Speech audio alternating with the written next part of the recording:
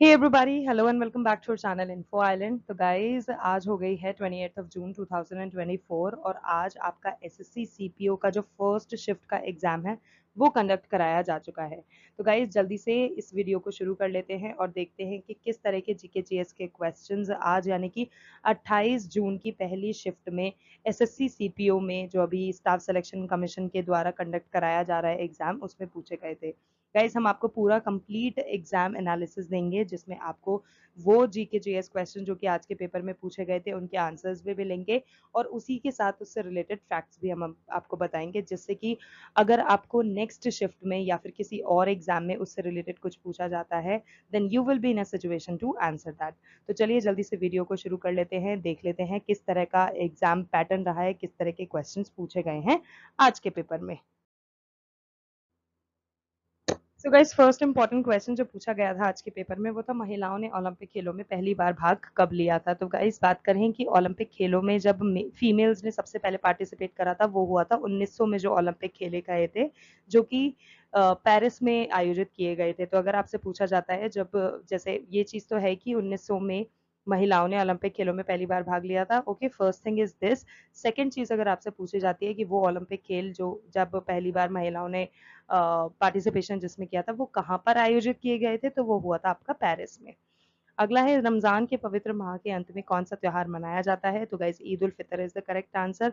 और बात करें ईद उल फितर की, तो इस्लामिक कैलेंडर में जो 10वां महीना होता है, जो सव्वाल की पहली तारीख होती है, उसको ईद उल फितर का पर्व मनाया जाता है।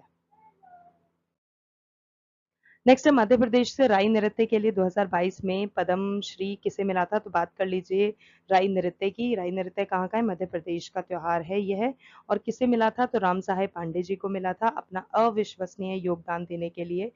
राई लोक नृत्य कला में जो उन्होंने अपना पार्टिसिपेशन दिखाया था, कंट्रीब्यूशन दिखाया था, राम साहेब पांडे जी को 2022 में पद्मश्री अवार्ड से नवाजा गया था। अगला था, अनुच्छेद 48 किससे संबंधित है। तो जो गाइस अनुच्छेद 48 है उसके अनुसार राज्य कृषि और पशुपालन को आधुनिक और वैज्ञानिक प्रणालियों से संगठित किया जाना चाहिए और उनके प्रयास करते रहने चाहिए। ये आपका अनुच्छेद 48 के अंतर्गत आता है। अब बात करें अनुच्छेद 48 ए की, क्योंकि अनुच्छेद 48 ए आपके कल के पेपर में पूछा गया था। 27 जून की फर्स्ट शिफ्ट का जो एग्जाम था उसमें 48 ए के बारे में पूछा गया था, तो आपको पता होना चाहिए। तो गाइस, 48 ए जो है वो पर्यावरण की सुरक्षा और सुधार और वनों और वन्य जीवों की सुरक्षा से रिलेटेड है। राज्य पर्यावरण की रक्षा और सुधार और देश के वनों और वन्य जीवों की रक्षा करने का प्रयास करेगा। संविधान 42वां जो संशोधन अधिनियम हुआ था 1976 में, उसके द्वारा 48 ए जोड़ा गया था भारतीय संविधान में। अगला है, किस असम के संगीतकार को 2019 में भारत रत्न से सम्मानित किया गया था। तो आपसे ये भी पूछा जा सकता है कि आसाम का है या किस पर्टिकुलर स्टेट का है। तो भूपेन हजारिका जी उनका नाम है, आपको पता होना चाहिए। और बात करें भूपेन हजारिका के अलग अन्य जो अचीवमेंट्स हैं उनके बारे में, तो गाइस उनको 1977 में पद्मश्री मिला था, 1987 में संगीत नाटक अकादमी पुरस्कार, 2019 में भारत रत्न, 2001 में उन्हें पद्म भूषण से सम्मानित किया गया था, वहीं 2012 में उन्हें पद्म विभूषण से सम्मानित किया गया था। गाइस, ये सब चीजें बहुत इंपॉर्टेंट हैं, ध्यान में रखिएगा। नेक्स्ट आपसे पूछा गया था कि पंडित जवाहरलाल नेहरू द्वारा प्रस्तावित उद्देश्य जो था वो प्रस्ताव को संविधान द्वारा कब स्वीकार किया गया था। तो गाइज, पंडित जवाहरलाल नेहरू जी ने जो प्रस्ताव दिया था, प्रस्तावित उद्देश्य प्रस्ताव जो दिया था, वो जो उन्होंने प्रस्ताव दिया था वो 13 दिसंबर 1946 को उन्होंने पेश किया था, मतलब उन्होंने तब पेश किया था। और उसकी मंजूरी कब दे दी थी, संविधान ने उसको स्वीकार कब कर लिया था, वो है आपका 22 जनवरी 1947। अगला सवाल, राष्ट्रपति आपातकाल प्रथम बार कितने माह के लिए लगा सकता है। तो गाइस, 6 मंथ्स जो है उसका करेक्ट आंसर है, 6 महीने के लिए लगा सकता है। अब बात करें कुछ ऐसे समय जब, ऐसे युद्ध के समय या कब भारत ने आपातकाल का, जो राष्ट्रपति ने जो आपातकाल लगाया था वो कब कब लगाया था। तो गाइस, भारत चीन युद्ध के दौरान 26 अक्टूबर 1962, जो ये डेट है इसको आप याद रख लेना, 26 अक्टूबर 1962 को भारत में सबसे पहला राष्ट्रीय आपातकाल घोषित किया गया था और उस समय इंडिया चाइना वॉर चल रहा था। भारत भारत में राष्ट्रीय आपातकाल की बात करें कि कितनी बार लगा दिया गया है, तो अब तक गाइस 3 बार लगा चुके हैं। एक तो 1962 में सबसे पहले जब चीन और इंडिया का युद्ध था, दूसरा 1971 में जब पाकिस्तान का युद्ध था, और 1975 में जब आंतरिक अशांति चल रही थी उस समय। तो अब तक राष्ट्रपति द्वारा 3 बार आपातकाल लग चुके हैं। और गाइस जैसे कि मैंने आपको बताया 3 तरह के आपातकाल होते हैं, 3 तरह आपातकाल की व्यवस्था होती है। भारतीय संविधान में 3 तरह की आपातकाल की व्यवस्था होती है, जिसके अंतर्गत सशस्त्र विद्रोह या बाहरी आक्रमण होने और वित्तीय संकट की स्थिति में आपातकाल की घोषणा की जा सकती है। तो गाइस कब-कब आपातकाल की घोषणा की जाती है, ये यहाँ पे दिया है, बहुत इंपॉर्टेंट है, याद रख लेना। अब अनुच्छेद, कुछ ऐसे अनुच्छेद जिसके तहत ऐसी चीजें लगा सकते हैं, वो मैं आपको बताती हूँ।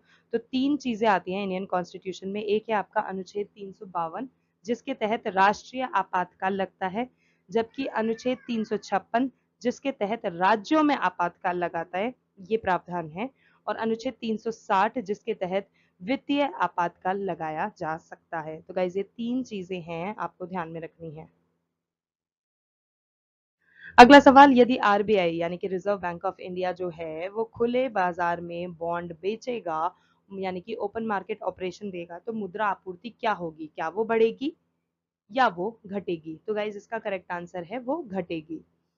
यदि भारतीय रिजर्व बैंक मुद्रास्फीति को रोकने के लिए मुद्रा आपूर्ति को कम करना चाहता है, तो वो अपनी मौद्रिक नीति के मात्रात्मक उपाय का उपयोग करेंगे।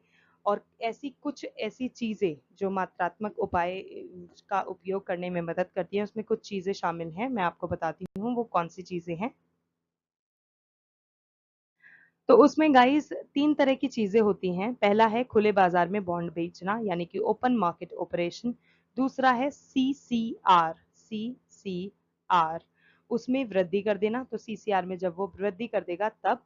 और तीसरा है बैंक दर में वृद्धि, बैंक दर में वृद्धि यानी कि जो बैंक रेट होती है उसको बढ़ा दो। तो गाइस अब आपसे अगर पूछा जाए बैंक रेट क्या होती है, तो बैंक रेट वो दर होती है जो केंद्रीय बैंक द्वारा वाणिज्यिक बैंकों को बिना किसी सांप्राक्षिक के लिए जाने वाले ऋणों पर लगाई जाती है। नेक्स्ट क्वेश्चन गाइस जो आपको पूछा गया था वो है एक इम्पॉर्टेंट टॉपिक से रिलेटेड, जो कि मैं आपको ऑलमोस्ट हर वीडियो में बताती हूँ कि सेंसस सर्वे 2011 कितना इम्पॉर्टेंट है। तो गाइस 2011 की जो जनगणना रही है उससे एसोसिएटेड जितने भी क्वेश्चंस है, चाहे वो लिटरेसी रेट से हो, मतलब जैसे हम साक्षरता दर बोलते हैं, चाहे पॉपुलेशन हो, चाहे सेक्स रेशियो हो, जो कुछ भी है 2011 की जनगणना से रिलेटेड सारी चीज आप अच्छे से याद कर लेना, क्योंकि इससे रिलेटेड भर भर के क्वेश्चन पूछे जाते हैं। अब आज जो इससे रिलेटेड क्वेश्चन पूछा था वो था 2011 की जनगणना के अनुसार सबसे कम बोली जाने वाली भाषा कौन सी है? तो गाइज एज पर सेंसस सर्वे 2011 जो सबसे कम बोली जाने वाली जो भाषा है, मतलब आंकड़ों के हिसाब से यही बताया जाता है, वो है आपकी संस्कृत। देश की 22 अनुसूचित भाषाएं हैं, जिसमें से संस्कृत जो है वो एक ऐसी भाषा है जिसे सबसे कम लोग बोलते हैं, सबसे कम बोला जाता है। ओके, अब उससे रिलेटेड कुछ चीज़ें मैं आपको बता देती हूँ। वहीं अगर गाइस हम हिंदी भाषा की बात करें, तो हिंदी भाषा एक ऐसी भाषा है जिसको सबसे ज़्यादा, मतलब भारत में जो हिंदी भाषा है उसको सबसे अधिक बोली जाने वाली भाषा बोलते हैं। और बात करें ऐसे कितने वक्ता हैं जो कि हिंदी भाषा का प्रयोग करते हैं, वो हैं आपके 52.83 करोड़ लोग जो कि हिंदी भाषा बोलते हैं। और परसेंटेज में बात करें तो 43.63% आबादी भारत की ऐसी है जो कि हिंदी भाषा को बोलती है। वहीं दूसरी ओर अगर हम बंगाली भाषा की बात करें, तो गाइस बंगाली भाषा सेकंड नंबर पे आती है सबसे ज्यादा बोली जाने वाली भाषा में, जिसको बोलने वाले कुल प्रतिशत लोग हैं वो हैं 8.03% लोग। उसके बाद तीसरे नंबर पे आती है आपकी मराठी, जिसे 6.86% लोग बोलते हैं, और उसी के साथ वह तीसरे स्थान पर है। फिर बात करते हैं तेलुगु की, तो गाइस तेलुगु बोलने वाले जो लोग हैं वो हैं 6.7% लोग, और इसी के साथ वो चौथे स्थान पर आ जाती है। और अंत में आती है वो है आपकी तमिल लैंग्वेज। तमिल लैंग्वेज बोलने वाले कुल लोग जो हमारे भारत में मौजूद हैं वो हैं 5.7%, और उसी के साथ वो 5वें स्थान पर आती है। तो गाइज ये चीजें सारी इंपॉर्टेंट है, अच्छे से याद कर लेना, हो सकता है आपसे नेक्स्ट लैंग्वेज यही पूछ ली जाए। ओके, नेक्स्ट क्वेश्चन पूछा गया था पुस्तक के लेखक के बारे में। तो गाइज जैसे कि मैं आपको पहले भी बता चुकी हूँ, बायोग्राफी हुई, ऑटोबायोग्राफी हुई, नॉवल, बुक्स, मैगजीन, कौन सी बुक किसने लिखी है, ये टॉपिक बहुत इंपॉर्टेंट है। इससे रिलेटेड चैनल पर वीडियो अवेलेबल है, you can go and watch that also. अगर आपको लिंक चाहिए तो मैं आई बटन में या डिस्क्रिप्शन में उसको आपके साथ शेयर कर दूंगी, जल्दी से जाके उसको भी देख लेना, आपकी बहुत ज़्यादा हेल्प हो जाएगी। तो गुलामगिरी पुस्तक के जो लेखक हैं वो हैं ज्योतिबा फुले, और ज्योतिबा फुले ही वो व्यक्ति हैं जिन्होंने 24 सितंबर 1873 को पुणे महाराष्ट्र में सत्यशोधक समाज की स्थापना की थी। नेक्स्ट क्वेश्चन है, अ सूटेबल बॉय किसके द्वारा लिखी गई है? तो गाइज अ सूटेबल बॉय जो है उसके लेखक का नाम है विक्रम सेठ, और अगर आपसे पूछा जाता है कि इसको कब प्रकाशित किया गया था तो 1993 में। अब क्योंकि हम बुक्स की बात कर रहे हैं तो कुछ इंपॉर्टेंट बुक्स मैं आपको बता देती हूँ कि वो किसके द्वारा लिखी गई है। सो कुछ इंपॉर्टेंट चीज़ें ये रही गाइस, तो जैसे कि फर्स्ट इंपॉर्टेंट है the golden gate and an equal music. ये कुछ और ऐसी चीज़ें हैं जो कि उनके द्वारा लिखी गई है। Pax India, why I am Hindu, in era of darkness, these are some notable works of Shashi Tharoor. तो ये चीज़ें हैं जो शशि थरूर के द्वारा लिखी गई है। The shadow lines, the glass palace, sea of poppins, sea of poppies, gun island, और ये कुछ ऐसे वर्क्स हैं जो कि अमिताभ घोष द्वारा लिखे गए हैं। अंत में सैक्रेड गेम्स की बात करें तो सैक्रेड गेम्स हुआ, रेड अर्थ हुआ, पोरिंग रेन हुआ, ये विक्रम चंद्रा द्वारा लिखा गया है। सो गाइस नेक्स्ट क्वेश्चन जो पूछा गया था वो था हिमालय के मैदान और शिवालिक के बीच की जो घाटी होती है उसको हम क्या कहते हैं? तो गाइस उसका करेक्ट आंसर है दून। 2022 में किसे कालिदास सम्मान से सम्मानित किया गया था? तो गाइज एम वेंकटेश कुमार को, और ये जो कालिदास सम्मान होता है ये मध्य प्रदेश सरकार द्वारा दिया जाता है, इंपॉर्टेंट है, याद रखना। नेक्स्ट क्वेश्चन, भरतनाट्यम नृत्य के पुनरुद्धार का श्रेय जो है ये किस नृत्यांगना को दिया जाता है? तो Rukmini Devi Arundale is the correct answer.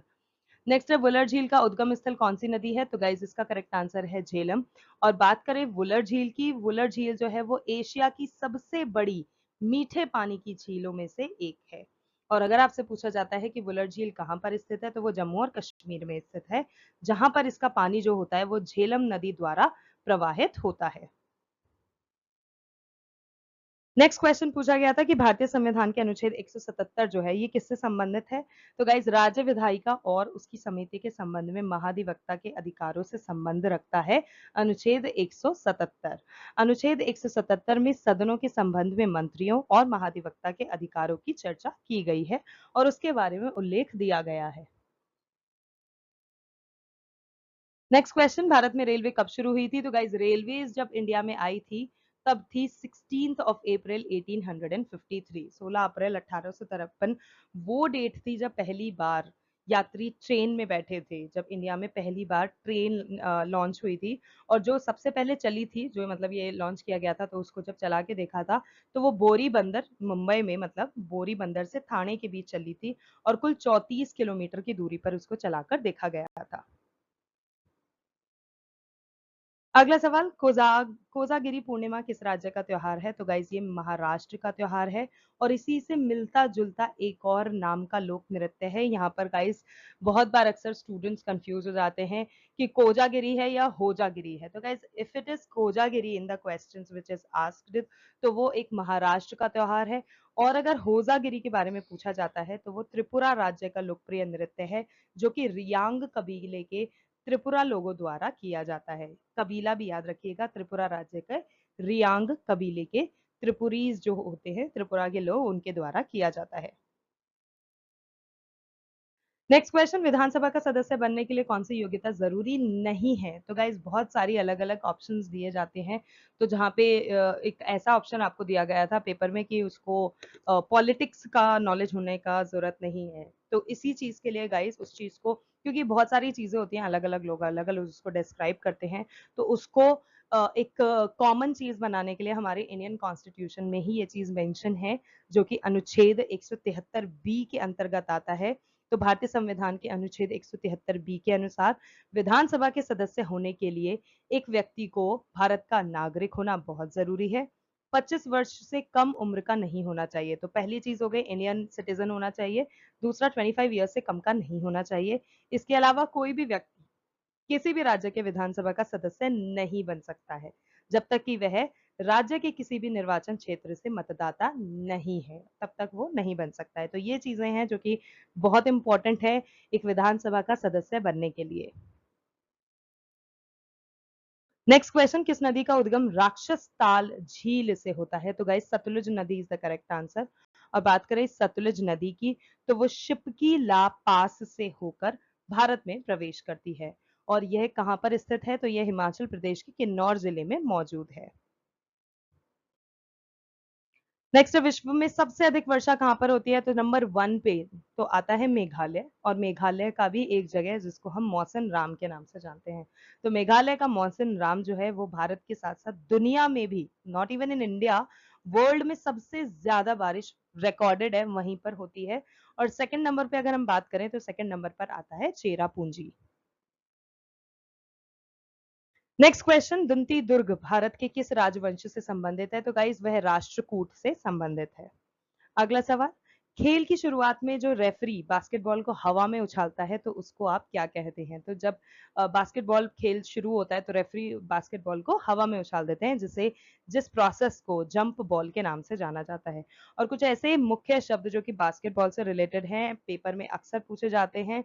अभी आपको कल के पेपर की फर्स्ट शिफ्ट में भी पूछे गए थे। तो गाइज वो हैं basketball, dribbling, blocking, held ball, free throw, jump ball आदि। ये कुछ ऐसे वर्ड्स हैं जो कि बास्केटबॉल से रिलेटेड है।